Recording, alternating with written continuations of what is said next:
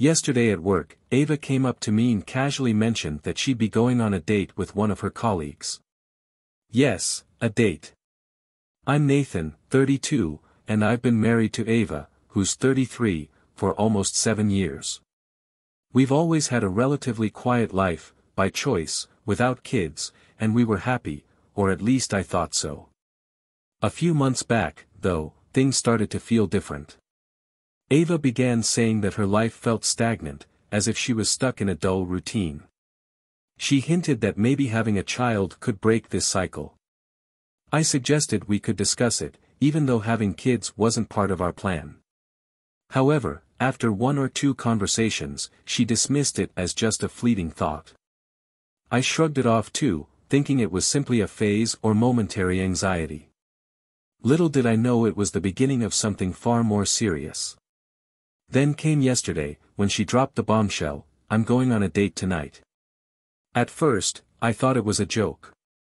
I even chuckled, waiting for her to laugh along, but her expression was dead serious, lips pressed together. She wasn't joking. "What do you mean, a date?" I asked, my voice trembling with a mix of confusion and disbelief. She explained it was with Eric, a colleague of hers, just to add some excitement to her life. Excitement. I couldn't believe what I was hearing. I stared at her, hoping she'd realize how absurd this all sounded, but instead, she gave me that dismissive smile, the same one she uses when she talks about trivial things like grocery shopping. Ava went on about how Eric was also feeling stagnant in his life, and they bonded over their shared frustration. She insisted it was just dinner, what she called a date, as if it was nothing more than 2 friends catching up over coffee. When I asked her why she had to use that word, she said it was all about being transparent with me. Transparent.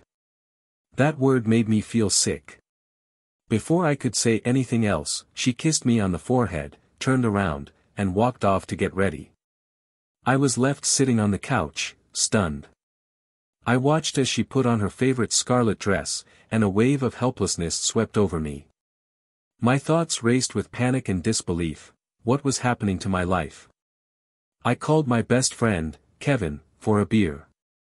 I told him about a colleague who was having marriage troubles, too embarrassed to admit it was my own wife. He suggested it might just be a harmless night out, but deep down, I knew better. This was the start of something I couldn't undo. Ava came home earlier than I expected, around 9:30. Her smile seemed forced, her lipstick smudged, and her eyes looked restless. She hugged me and whispered, "It was so exciting, Nathan. Just what I needed." Then she had the nerve to tell me they were already planning a weekend trip together. A weekend trip. The air felt like poison in my lungs, anger choked me, but I just stood there, staring at her, feeling like my insides had shattered into pieces. That night, I couldn't sleep. I lay on the couch, as far away from her as possible, replaying every moment of betrayal in my head. I realized our marriage was over, there was no saving it. But if she thought she could treat me like this without consequences, she was wrong. I had been a loyal husband, faithful to a fault, and this was my reward. The more I thought about it, the clearer it became, I would make her regret everything she had done. The next day, as Ava buzzed around the house, preparing for her special weekend, I began planning. I wasn't going to plead with her or raise my voice. I wanted her to feel pain, cold, inevitable pain, just like I was feeling in my bones. I spent all of Friday plotting. I bought new locks for the house and called a locksmith to have them changed by Saturday afternoon. That night, as I quietly watched her pack her suitcase, her eyes shining with excitement, I recorded every word she said. Every reckless boast about how liberated she felt. I needed proof, not just for the divorce, but to ensure she couldn't twist the story against me later. Her enthusiasm was almost disgusting, like a schoolgirl sneaking out to meet her crush. I couldn't believe this was the same woman I had vowed to spend my life with. Before going to bed, she kissed me lightly on the cheek and murmured, "I love you, Nathan. I promise, you'll see, this will make everything better." Then she turned away, swaying her hips, completely unaware of the storm she had just set in motion. On Saturday morning, she rushed out. I watched from the window as Eric's black car pulled into our driveway. She stepped out in a tight red dress that matched her lipstick, blew me a kiss, and got into the car. I didn't move until they were out of sight. The locksmith arrived shortly after, and by noon, the locks were changed. Ava had officially locked herself out of my life. I removed her name from our door's nameplate and packed all her belongings into black trash bags, piling them up in the garage. By evening, I felt hollow yet oddly calm. I didn't meet Kevin for drinks that night. I wanted to be alone, just me and the house that now belonged solely to me. I watched some TV, trying to drown out the images of what Ava might be doing, the betrayal growing deeper with every passing hour. Ava returned the next evening, her hair a mess, eyes puffy, and that same red dress wrinkled from the trip. At first, she knocked, but when her key didn't work, she started banging on the door, calling my name over and over. I sat inside for a moment, watching her on the security camera. Her eyes went wide as she realized she had been locked out.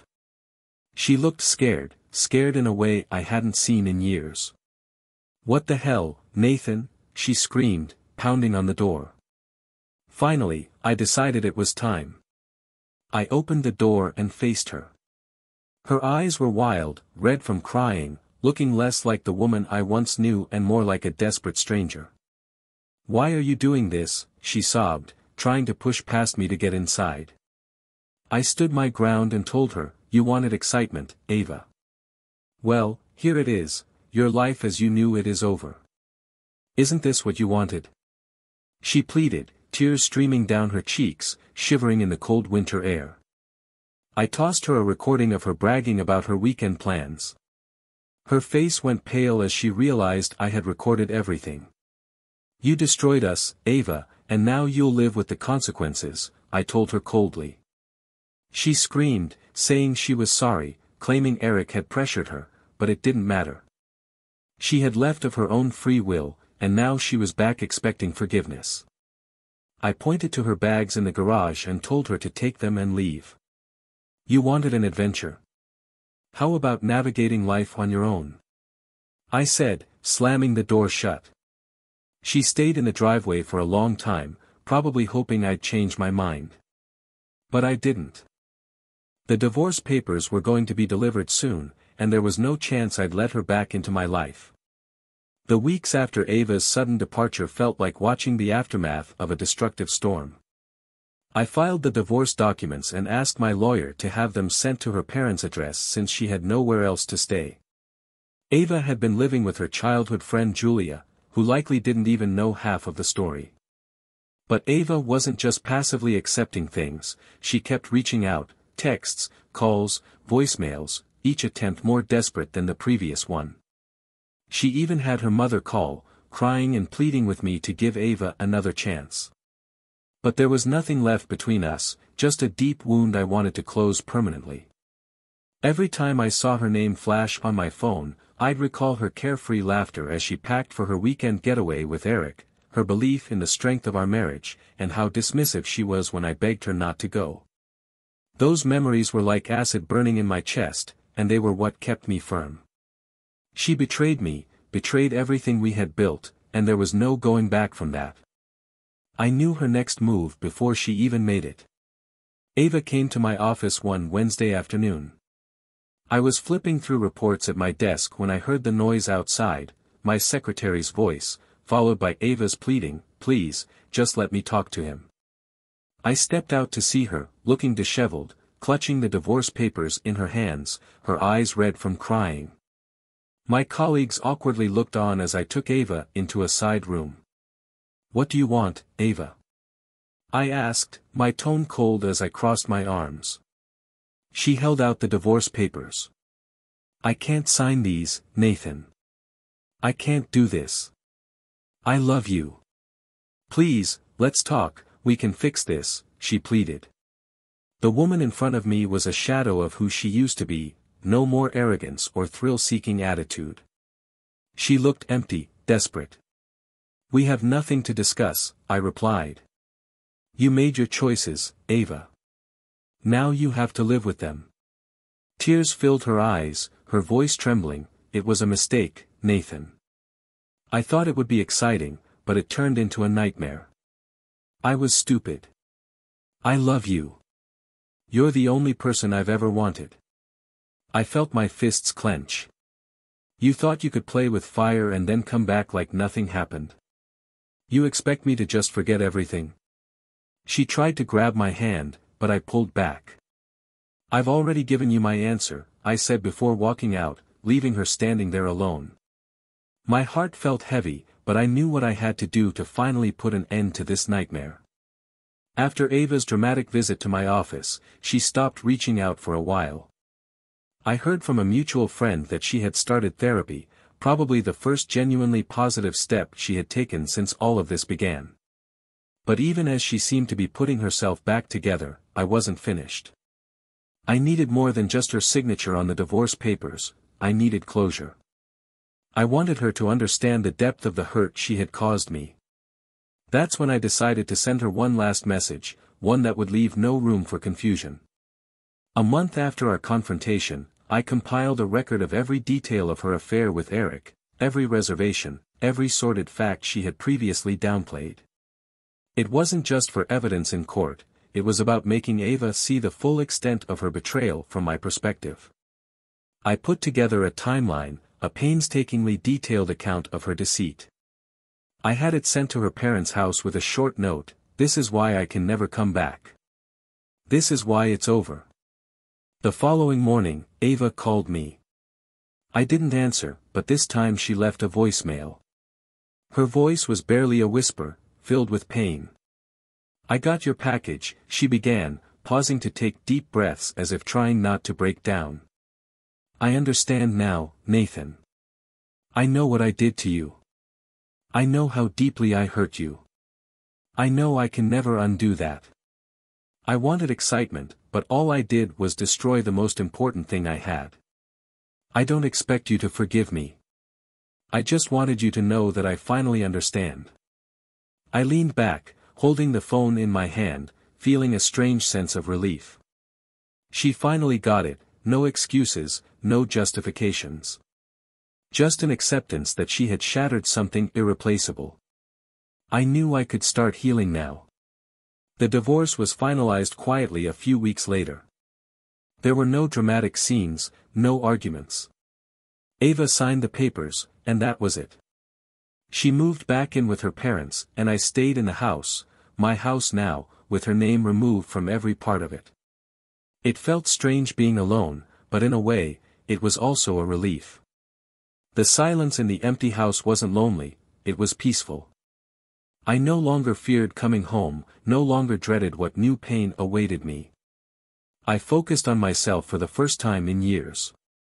I started going to the gym regularly, took up hiking, and even began painting again, a hobby I had abandoned long ago. Kevin remained my support through it all, pushing me to keep moving forward even when I felt like giving up. Slowly, I started to feel like myself again. Ava made one last attempt to reach out. She sent a letter apologizing once more, saying she was trying to rebuild her life. But I didn't respond. It was enough for me that she understood the extent of her betrayal. She had her own path to follow now, one that no longer intersected with mine. As months passed and the seasons changed, so did I. I wasn't the broken man sitting on the couch while his wife dressed for another man anymore. I had grown, perhaps even become stronger and wiser. I realized that no matter how deep the darkness, I could always find my way back into the light. One day, while hiking with Kevin, we met a group of people, among them a woman named Emily. She was friendly, easygoing, with a smile that made me forget the burden I'd been carrying.